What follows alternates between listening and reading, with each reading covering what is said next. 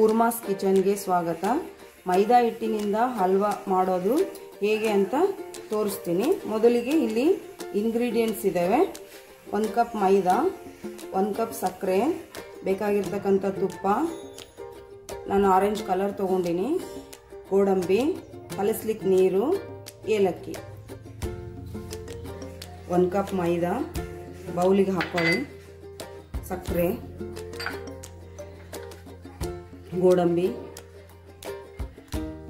ಗೋಡಂಬಿನ ಸಣ್ಣದಾಗಿ ಕಟ್ ಮಾಡ್ಕೊಂಡು ಹಾಕ್ಕೊಳ್ರಿ. ಇದಕ್ಕೆ 1-2 ಸ್ಪೂನ್ ತುಪ್ಪ ಹಾಕಿರಿ.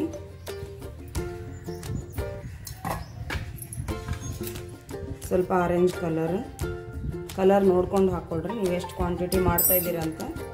ಮೊದಲಿಗೆ ಇದನ್ನೆಲ್ಲ ಚೆನ್ನಾಗಿ ಕಲಿಸ್ಕೊಂಡು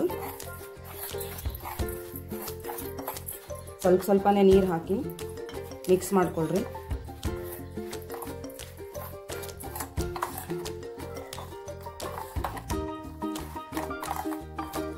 ಗಂಟಿಲ್ದೆ ಚೆನ್ನಾಗಿ ಬೀಟ್ ಮಾಡ್ಕೊಳ್ರಿ.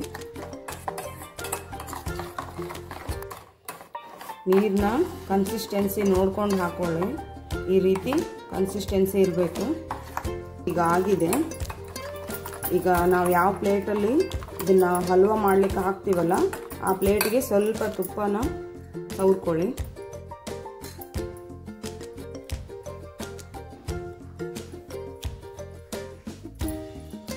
ನಂತರ ಎಲ್ಲ ಹಿಟ್ಟನ್ನು ಕಲಸಿದ್ದನ್ನ ಇದಕ್ಕೆ ಟ್ರಾನ್ಸ್ಫರ್ ಮಾಡ್ಕೊಳ್ಳಿ.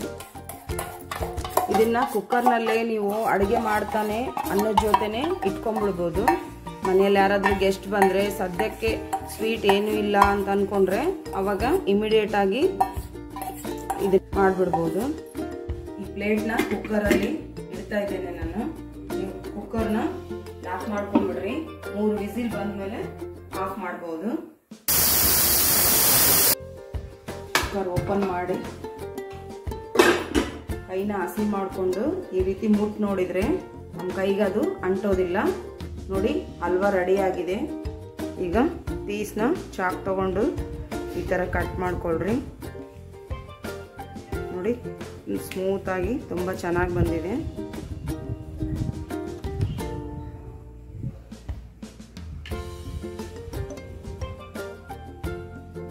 ಈ ರೀತಿ ಪೀಸ್ಗಳನ್ನೆಲ್ಲ ತಕ್ಕೋಬೋದು. ಮೈದಾ ಹಿಟ್ಟಿನ ಹಲ್ವಾ ರೆಡಿ ಆಗಿದೆ. ನೀವು ಒಂದ್ಸರಿ ಮಾಡಿ ನೋಡಿ.